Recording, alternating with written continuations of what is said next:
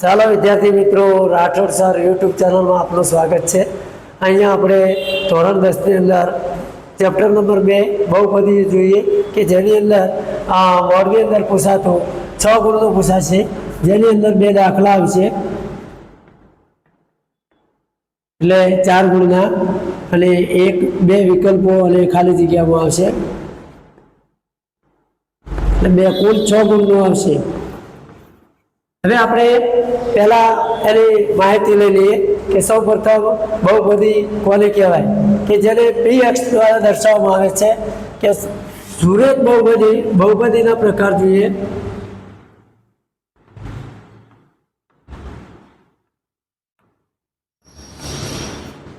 સુરેખ બહુપદી કોને કહેવાય કે જેની મહત્તમ ઘાત 1 હોય તેને સુરેખ બહુપદી કહે છે।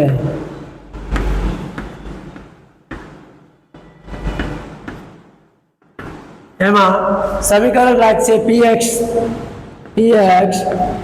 બરાબર ax પ્લસ b। અહીંયા પહેલું સમીકરણ આપણે યાદ રાખીશું મિત્રો। અને px હંમેશા જો શૂન્ય હોય તો શું આવશે? 0 આવશે। તો એનું એક્ઝામ્પલ જોઈએ, જેની મહત્તમ ઘાત કેટલી હોય? 1 હોય તેને સુરેખ બહુપદી તરીકે ઓળખાય છે। એનું સૂત્ર છે px બરાબર ax પ્લસ bx અને px હંમેશા શું થવું જોઈએ? 0 થવું જોઈએ। કે એનું એક્ઝામ્પલ દાખલા તરીકે લઈએ, x પ્લસ 1 હોય, 2x પ્લસ 3 હોય, 2x માઇનસ 1 હોય, 5x પ્લસ 1 હોય, વર્ગમૂળમાં 5x હોય।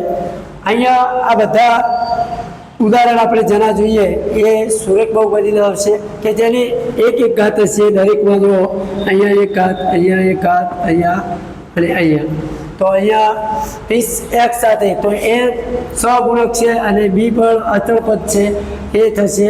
હવે બીજા નંબરમાં દ્વિઘાત બહુપદી। દ્વિઘાત બહુપદી કોને કહેવાય કે જેની મહત્તમ ઘાત કેટલી હોય? મહત્તમ ઘાત 2 હોય તેને દ્વિઘાત બહુપદી કહે છે। તો એનું સમીકરણ લઈશું, px બરાબર ax નો square plus bx plus c આવશે। તો એના એક્ઝામ્પલ જોઈએ, દાખલા તરીકે 2x નો સ્ક્વેર પ્લસ 4x પ્લસ 1 વર્ગમૂળમાં 5x નો સ્ક્વેર પ્લસ 1 હોય, 3x નો સ્ક્વેર પ્લસ 4x માઇનસ 1 હોય। આ બધા એક્ઝામ્પલ વગેરે આપણે ઘણા બધા ઉદાહરણ આપી શકાય છે મિત્રો। તો એની મહત્તમ ઘાત કેટલી આવે છે? 2। તો અને શૂન્યની સંખ્યા પણ કેટલી આવશે? 2 જ આવશે।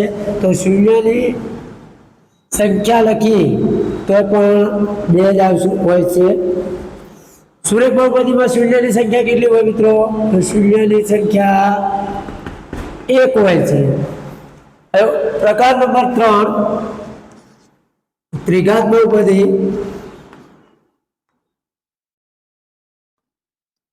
તો ત્રિઘાત બહુપદીનું સૂત્ર જોઈએ તો એની વ્યાખ્યા શું કહે છે કે જેની મહત્તમ ઘાત 3 હોય, જેની મહત્તમ ઘાત 3 હોય તેને દ્વિઘાત બહુપદી કહે છે। બરાબર, દ્વિઘાત કહે છે, બરાબર। તો હવે એનું સમીકરણ કયું લાગશે? તો px બરાબર ax નો ઘન પ્લસ bx નો square plus cx plus b। તો એની અંદર એક્ઝામ્પલ દાખલા તરીકે જોવા હોય તો દાખલા તરીકે અહીંયા x નો ઘન પ્લસ 1 હોય, 3x નો ઘન પ્લસ 2x નો સ્ક્વેર પ્લસ 2x પ્લસ 1 હોય। અહીંયા વર્ગમૂળમાં 5 નો ઘન પ્લસ 1y, x નો ઘન માઇનસ 27y, આ બધે વગેરે ઉદાહરણ આપણે આપી શકીએ. હવે આપણે આગળ જોઈશું. ચાલો વિદ્યાર્થી મિત્રો, હવે આપણે બોર્ડની અંદર ફરજિયાત હેતુલક્ષીની અંદર પૂછાતો આકૃતિ ઉપરથી આપણે શૂન્યની સંખ્યા શોધો. તો તમારે ઉદાહરણ નંબર 1 જોઈ લેવું અને સ્વાધ્યાય 2.1 નો એ પહેલો જ દાખલો આપણે જોઈ લઈએ. સ્વાધ્યાય 2.1 એની અંદર ફક્ત આકૃતિ આપેલી છે અને એની ઉપરથી આપણે શૂન્યની સંખ્યા શોધીશું. પણ શૂન્યની સંખ્યા શોધતા મિત્રો પહેલા px હંમેશા એનો છેદબિંદુ હોય તો જ 0 થાય છે. તો અહીંયા એ સમજવા માટે આકૃતિઓ ઉપરથી શૂન્યની સંખ્યા શોધવાની કહે છે પરીક્ષાની અંદર. તો બોર્ડની અંદર ગઈ સાલે પણ પૂછાયો હતો, એની આગલી સાલે પણ પૂછાયો હતો, વારંવાર પૂછાતો એક પ્રશ્ન આ પૂછાય છે. તો અહીંયા આકૃતિમાં ખાલી સમજવાનું છે, કોઈ ગણતરી કે કંઈ નથી. તો એક્સ ધરી ઉપર છેદતા કોઈ પણ px ને એક્સ ધરીએ છેદે એટલી વાર એનો શૂન્ય બચશે. તો જોઈ લઈએ, પહેલી આકૃતિ જોઈએ. તો પહેલી આકૃતિની અંદર અહીંયા આકૃતિ જે એક્સ ધરી અને વાય ધરી ઉપર આપેલી છે એની અંદર આડી ધરી સમાંતર છે, એટલે કે એક્સ ધરીને સમાંતર હોય તો શૂન્યની સંખ્યા કેટલી આવશે મિત્રો? તો શૂન્યની સંખ્યા 0 થાય છે. કેમ 0 થાય છે એ પણ સમજવું પડશે. કેમ કે અહીંયા એક્સ ને એક પણ જગ્યાએ છેદતી નથી, એટલા માટે આપણે એક્સ ને કોઈ પણ જગ્યાએ એક પણ જગ્યાએ છેદતી હોય તો એના શૂન્યની સંખ્યા બનશે.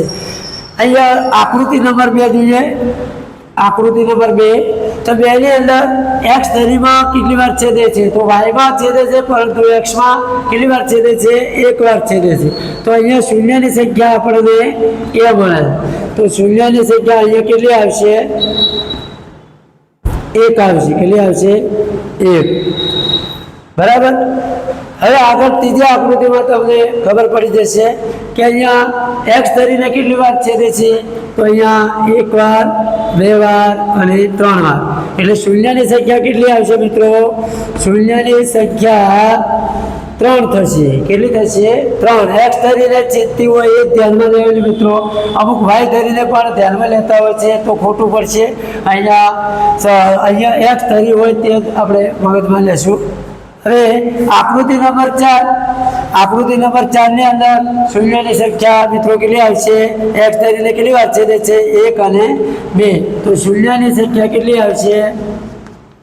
2 આવશે. બરાબર. હવે આકૃતિ નંબર 5, આકૃતિ નંબર 5 ની અંદર કેટલી જગ્યાએ એક્સ ધરીને છેદે છે? તો અહીંયા 1, 2, 3 અને 4. તો શૂન્યની સંખ્યા કેટલી આવશે? 4 આવશે. શૂન્યની સંખ્યા 4 આવશે. હવે 6 નંબરની આકૃતિમાં તો ત્યાં પણ સ્પર્શતી હોય તો પણ આપણે શૂન્ય ગણવું. તો 1, 2 અને 3 આવશે. શૂન્યની સંખ્યા કેટલી આવશે? 3. શૂન્યની સંખ્યા 3 આવશે.